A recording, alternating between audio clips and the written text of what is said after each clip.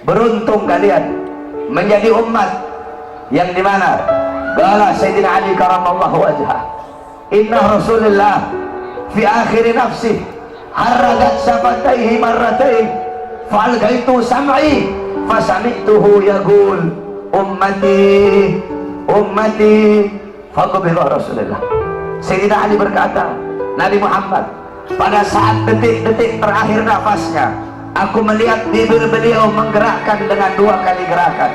Aku dekatkan telingaku, aku mendengar beliau berkata, ummati ummati, umatku umatku, kata Nabi Muhammad SAW. Bahkan pada saat detik-detik terakhir nafasnya, Nabi Muhammad masih memikirkan kalian sebagai umat. Ketika itu Nabi Muhammad terbaring sakit di kamar yang biasa beliau tiduri di rumah Sayyidatuna Aisyah radhiyallahu anha. Allah berkata kepada Jibril, wahai Jibril, turun kamu sampaikan kepada Muhammad, aku berikan kepada dia 2 pilihan.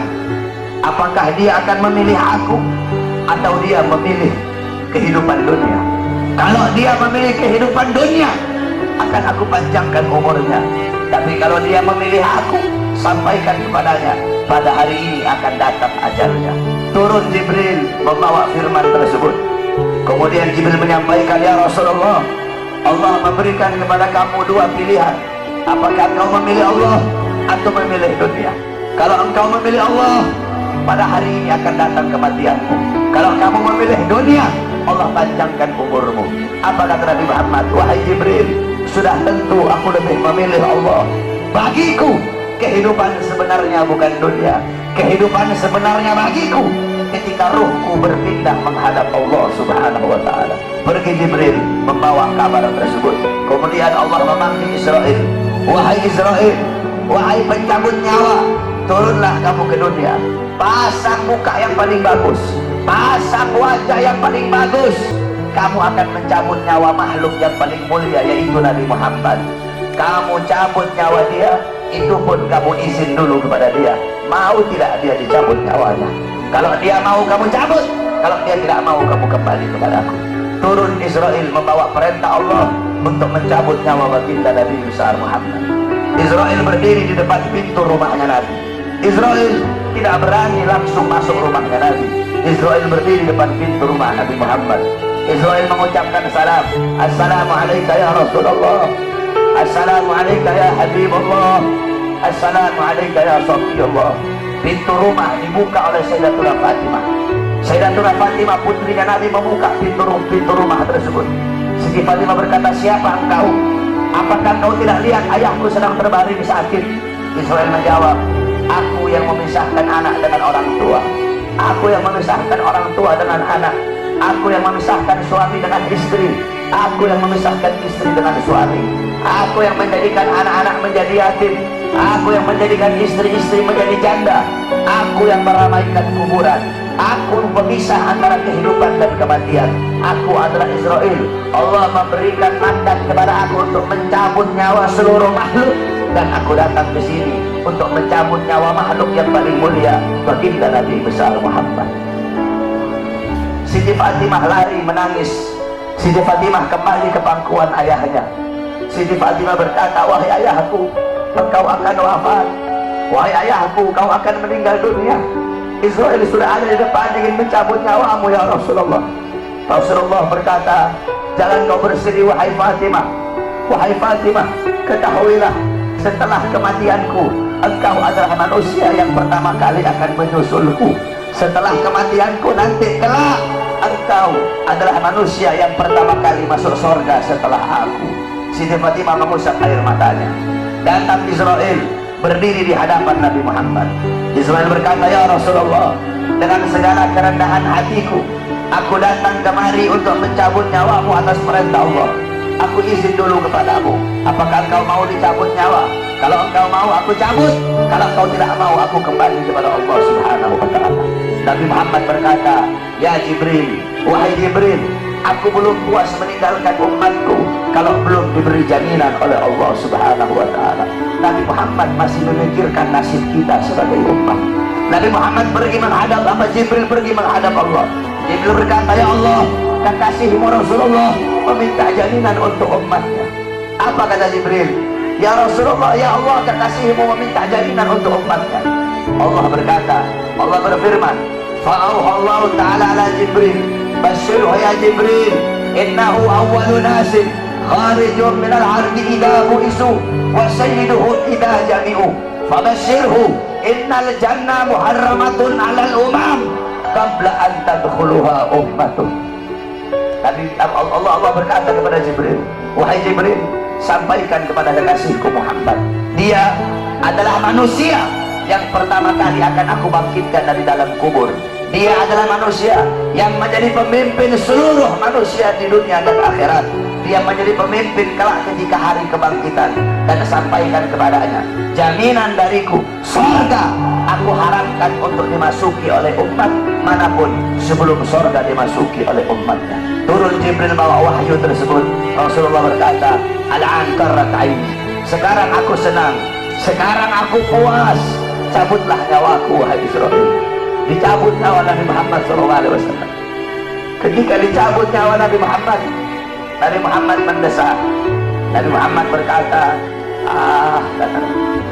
dicabut lagi nyawa Nabi Muhammad. Nabi Muhammad berkata, Nabi Muhammad merasakan sakit. Di sebelah kanannya Nabi ada sebuah cawan berisi air. Nabi Muhammad meletakkan tangannya di cawan tersebut. Beliau usap air keringat yang keluar dari wajah beliau. Kemudian beliau berkata, wahai Israel, apakah seperti ini rasa sakit dicabut nyawa? Israel berkata, iya ya Rasulullah, seperti itulah rasa sakit dicabut nyawa. Nabi berkata, apakah rasa sakit seperti ini juga yang nanti bakal dialami oleh umatku? Apakah rasa sakit seperti ini yang nanti bakal umatku rasakan wahai Israel? Israel berkata, ya Rasulullah, rasa sakit seperti itulah yang nanti bakal dialami oleh umatmu. Rasa sakit seperti itulah yang nanti bakal dirasakan oleh umatmu. Mendengar itu Nabi Muhammad menangis. Nabi Muhammad mengangkat tangan.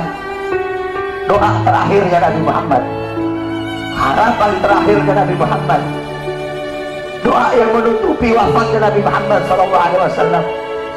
Beliau mengangkat tangan dan berdoa, Allahumma khaffif ala ummati fi sakaratil maut.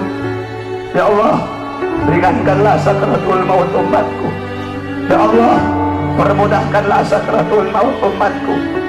Aku nabi mereka, aku pemimpin mereka, aku menanggung jawab mereka. Ya Allah, biar aku menanggung seluruh rasa sakit sakaratul maut umatku.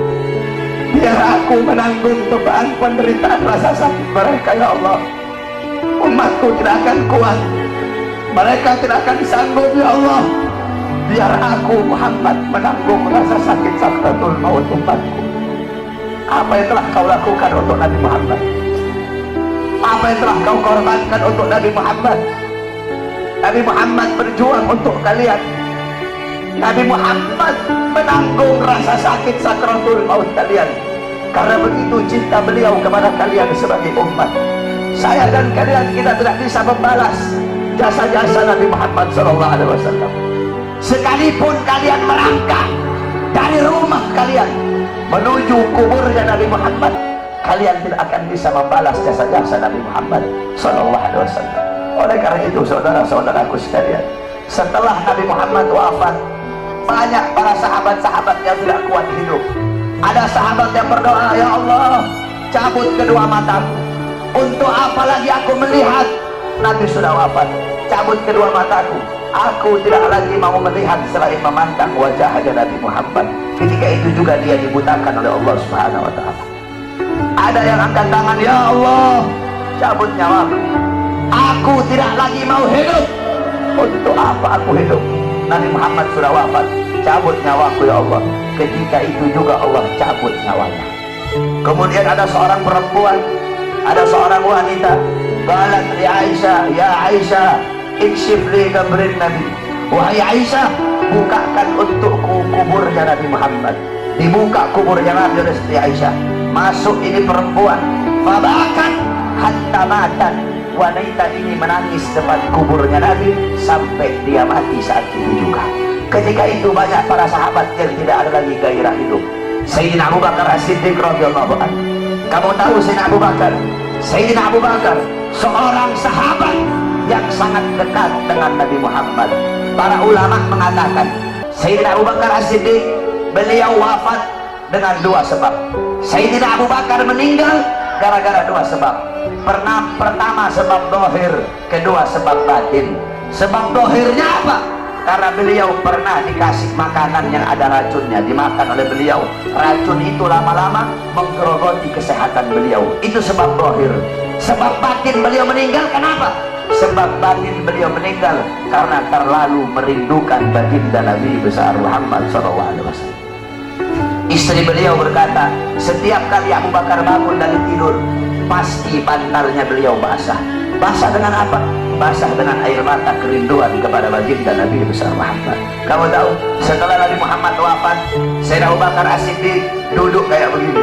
Beliau duduk di pojokan sambil begini, sambil beliau bilang, andaikan Rasulullah ada di sampingku, andaikan Rasulullah ada di sisiku, sungguh aku merindukan sosok baginda Nabi besar Muhammad. Bilal ibn Rabah, muazzinnya Nabi, setelah Nabi wafat, Bilal pergi pindah, gak mau lagi beliau tinggal di Madinah. Kenapa? Tidak kuat teringat kenangan bersama baginda Nabi besar Muhammad. Selama 2 tahun Bilal pindah ke Syam. Kemudian selama 2 tahun beliau di sana, tiba-tiba mimpi Nabi Muhammad.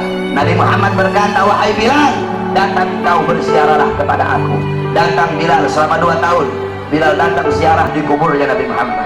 Ketika Bilal ziarah di kuburnya Nabi Muhammad sambil menangis, tiba-tiba datang Sayyidina Umar bin Khattab. Sayyidina Umar berkata, wahai Bilal, kami sudah lama tidak mendengar suara azanmu.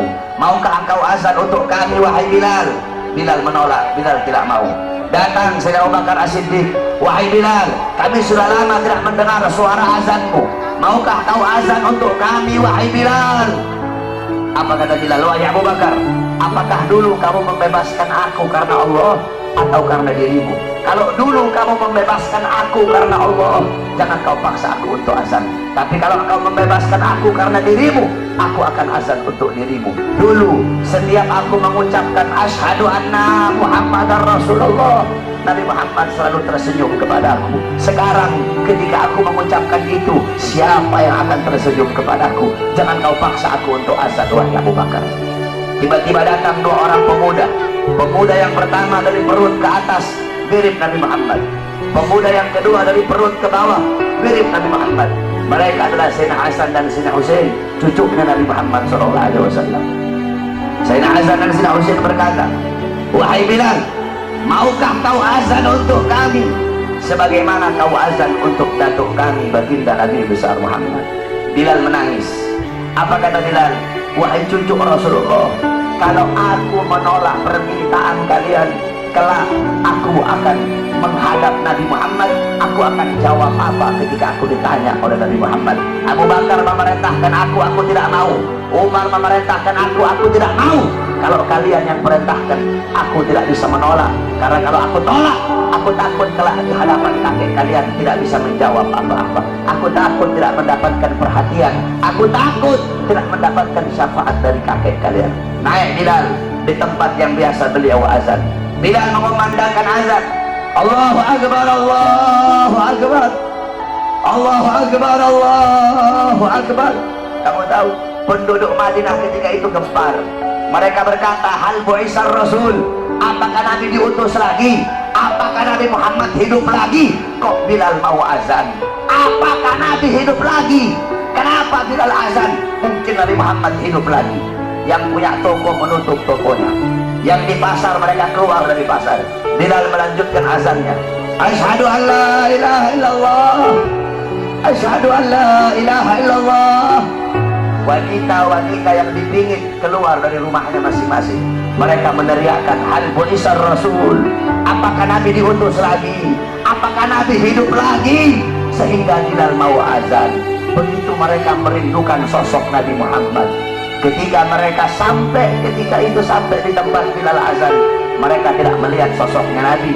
Ketika itu Madinah tenggelam dalam lautan air mata. Itu kecintaan mereka para sahabat kepada Nabi, kerinduan mereka setelah wafatnya baginda Nabi besar Muhammad sallallahu alaihi wasallam. Oleh karena itu, saudara-saudaraku sekalian yang dimuliakan oleh Allah Subhanahu wa taala, cintai oleh kalian Nabi Muhammad, ikuti beliau